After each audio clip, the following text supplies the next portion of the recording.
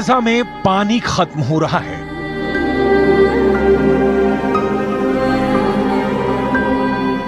Gaza में खाना खत्म हो रहा है।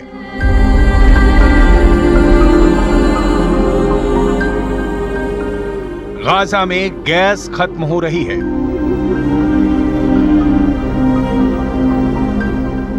गाजा में बिजली खत्म हो चुकी है।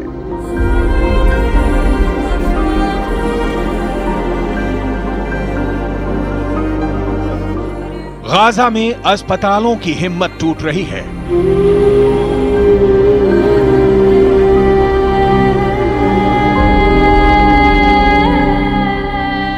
गाजा के मुर्दा घरों में लाशें ही लाशें हैं। गाजा एक ऐसा नरक बन चुका है जिसमें 20 लाख से ज्यादा लोग बेचैन, बदहवास और परेशान हैं।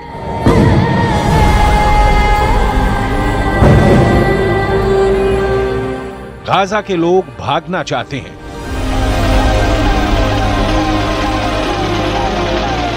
लेकिन आखिर भाग कर जाएं कहां?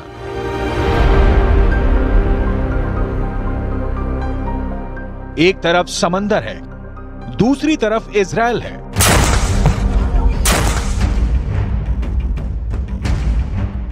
और तीसरी तरफ इजिप्ट है, जिसने अपनी सीमाओं को बेहद सख्ती से बंद कर दिया है। पीने के लिए अब समंदर का नमकीन पानी है। खंडहर बनते जा रहे गाजा का तापमान बढ़ता जा रहा है।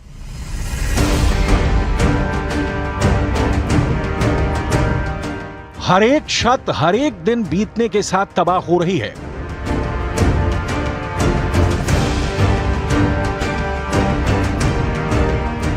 और इस खतरनाक तबाही से भी ज्यादा तबाही इजराइल के लड़ाकू विमानों के बम बरसा रहे हैं।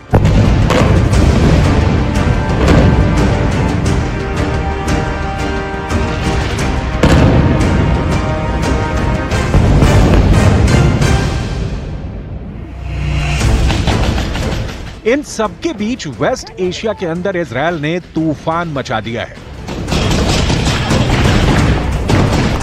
इजराइल डिफेंस फोर्स बहुत ज्यादा एग्रेसिव मोड में आ चुकी है। गाजा पर हमले के लिए टैंकों की सेना तैयार हो चुकी है। इजराइल के उत्तर में लेबनान की सीमा पर हिजबुल्लाह पर भी इजराइल डिफेंस फोर्स कहर बरपा रही है।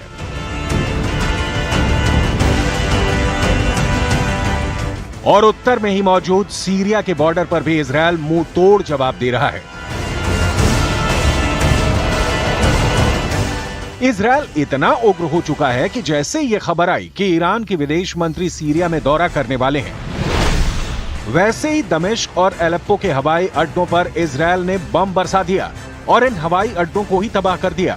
इसका मकसद साफ है कि ईरान के जरिए हवाई जहाज से हथियारों के कार्गो विमान सीरिया में उतर ही ना सके।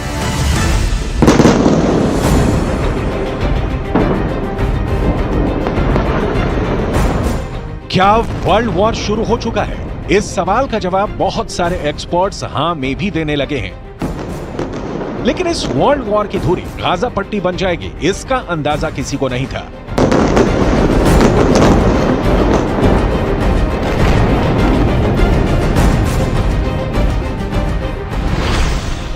युद्ध नीति कहती है कि अगर युद्ध जीतना है तो दुश्मन की सप्लाई लाइन काट दो, दुश्मन की रसद काट दो, दुश्मन का पानी काट दो, दुश्मन के ऊर्जा स्रोत खत्म कर दो, दुश्मन को हथियार पहुंचने की सारी संभावना खत्म कर दो।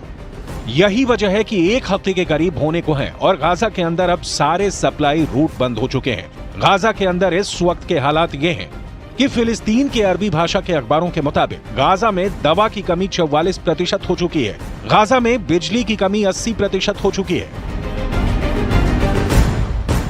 गाजा के अंदर 20% बिजली अभी तक जनरेटर से पैदा हो रही थी, लेकिन ईंधन की कमी की वजह से अब जनरेटर भी बंद होने लगे हैं और इसकी वजह से गाजा के अस्पतालों में इलाज में भी दिक्कत आ रही है, क्योंकि वहां बिजली की आपूर्ति में कठिनाई हो रही है।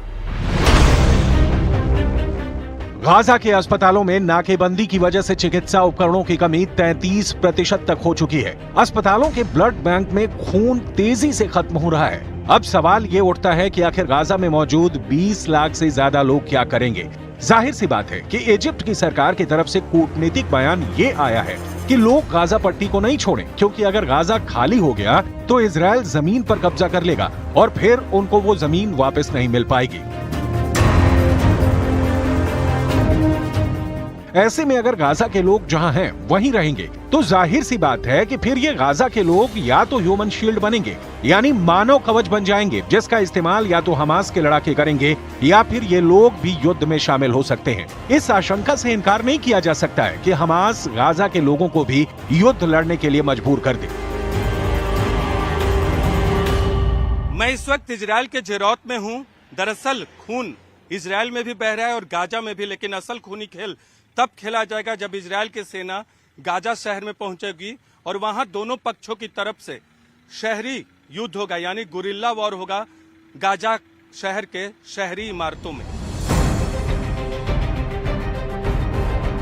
दूसरे विश्व युद्ध में ऐसा ही रूस के अंदर लेनिनग्राद और बर्लिन में भी हुआ था।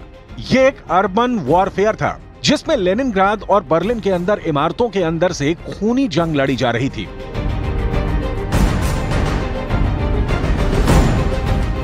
जिसमें बेहद खतरनाक जंग हुई थी।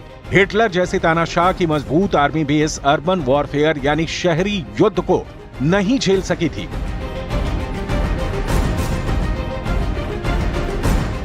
और कुछ ऐसा ही युद्ध अब गाजा के अंदर होने जा रहा है।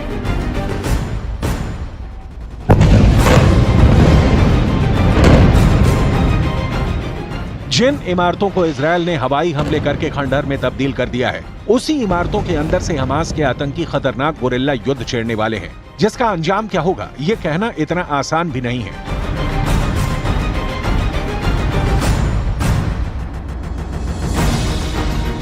फिलहाल स्थिति यह है कि इजरायल की फोर्स इंतजार करेगी कि जब तक गाजा के अंदर बिजली, पानी और खाने की कमी से हाहाकार न मच जाए। हमास के आतंकियों को भूखा ही मार देना इजरायल की पहली स्ट्रेटजी है। इसीलिए गाजा के बॉर्डर पर सेनाएं खड़ी हैं और तब तक युद्ध शुरू नहीं करेंगी जब तक मोसाद के एजेंट उनको दुश्मन की सही जानकारी न मुहैया करवा दें। और इसीलिए ये युद्ध अभी लंबा खींचेगा, क्योंकि गाजा के अंदर घुसकर वहां सुरंगों में घुसे आतंकियों के जाल में फंस जाने का डर भी इजरायल को है। यही वजह है कि इजरायल एक एक कदम फूंक फूंक कर रख रहा है। इजरायल इस बात को समझ चुका है कि गाजा की लड़ाई कठिन है, इसलिए इजरायल ने अपनी आर्मी की फुल स्ट्रेंथ बुला ली है। इजरायल की आर्मी में दो तरह के सैनिक हैं। पहले सैनिक इजरायल की एक्टिव आर्मी और दूसरे सैनिक हैं इजरायल की रिजर्व आर्मी। इजरायल के अंदर 50 साल से कम उम्र के लोग रिजर्व आर्मी के सदस्य होते हैं। सामान्य परिस्थितियों में इनमें से ये रिजर्व आर्मी साल में एक बार इजरायल के रक्षा मंत्रालय को रिपोर्ट करती है, लेकिन अब इजरायल ने अपनी 3/4 रिजर्व फोर्स को बुला लिया है। यानी इजरायल की 3,60,000 की रिजर्व आर्मी और इजरायल की 1,50,000 की एक्टिव आर्मी को मिलाकर इजरायल कुल 5,10,000 सैनिक बुला चुका है।